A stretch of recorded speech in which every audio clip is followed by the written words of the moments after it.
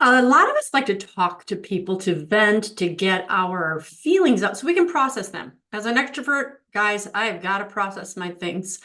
But when I was talking to my spiritual director, and actually was talking to Dr. Dan Schneider, he is an assistant to exorcist Father Chad Ripperger.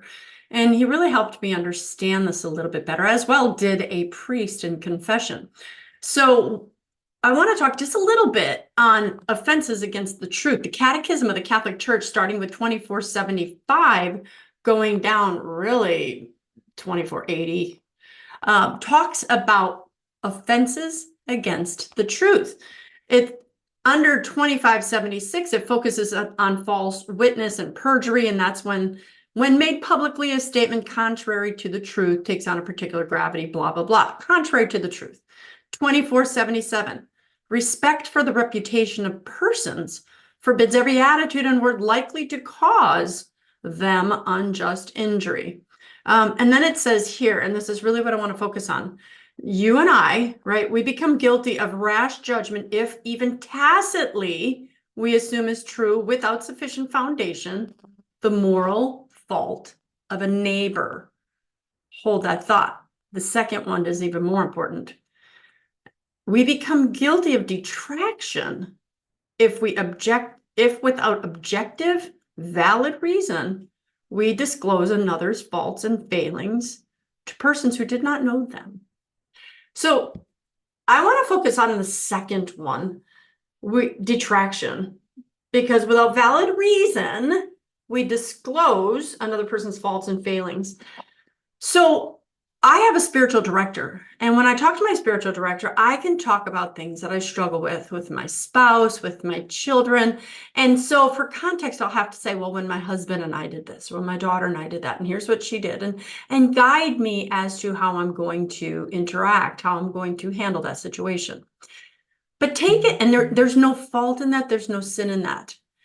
But take that outside of the spiritual direction setting, or even with a counselor, someone you're, paying to go talk to, and you read again without objectively valid reason. So you have no reason to share with this person. You disclose another's faults and failings to persons who did not know them.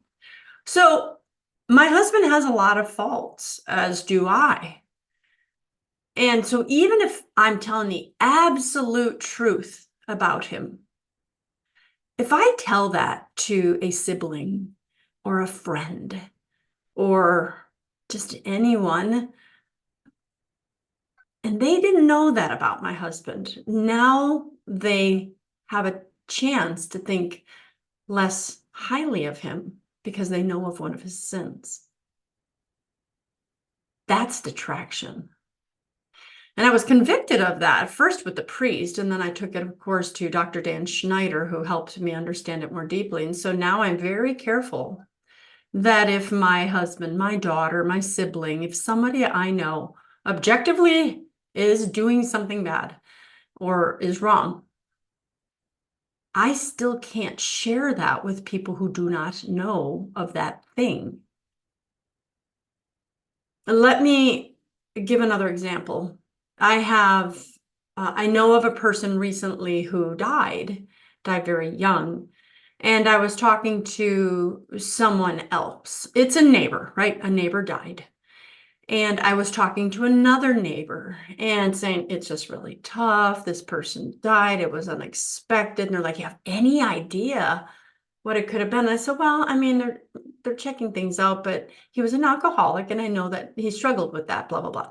Now, it was an innocent comment, but I was immediately pricked by the Holy Spirit, who said, even though that's the truth, and this man who died, he and his wife and I talk about it frequently. Even though it's the truth, I sinned when I shared that with a neighbor who knew none of it. Because now, even if it's just a little after the man's death, he thinks a little bit less highly of the man. God is calling you. If you're watching this video, God is calling you to a higher level. Most of the people that watch my videos are already solid in their faith, asking God, to get them to heaven, being very devout, praying, fasting, alms giving, all the things. But God is saying, now I want you to be even better. And if it's easier for you to be silent than to risk detraction, then choose silence. Because he's taking me to this higher level, and I'm going, I just shouldn't have said that. So I know I'm going to get comments here because a lot of you are like, well, when my spouse is doing this or that and I need to process, what do? I have to share it with someone. You do, often, but it needs to be the right person, and it needs to be judiciously chosen, because your job is to protect the reputation of your spouse. And there's a difference there between, okay, he's an abuser and I hide the abuse because you are the victim of the abuse. A lot of victims don't say anything because what happens in this house stays in this house. And so it's also used as a means of manipulation. So there are times where, like, I need to tell you what's been going on, but that's when it affects you and your household. And you're sharing that I'm a victim of this and I need help. I need help. So of course, when you're doing that, you're naturally having to share, well, my abuser is so and so. But I think these finer sins, I used to wonder how the nuns, when I was a little girl, why the nuns go to confession? They're holy, they don't sin. Well, then God, of course, is showing me these higher level sins. Okay, I'm not stealing, committing adultery, killing, doing the 10 Commandments. But now he's saying, Christine, every word that comes from your mouth affects the universe. And I want you to be liable. I want you to be culpable for the words that you speak. So if you're having issues with your husband or your wife, and you need to talk to me.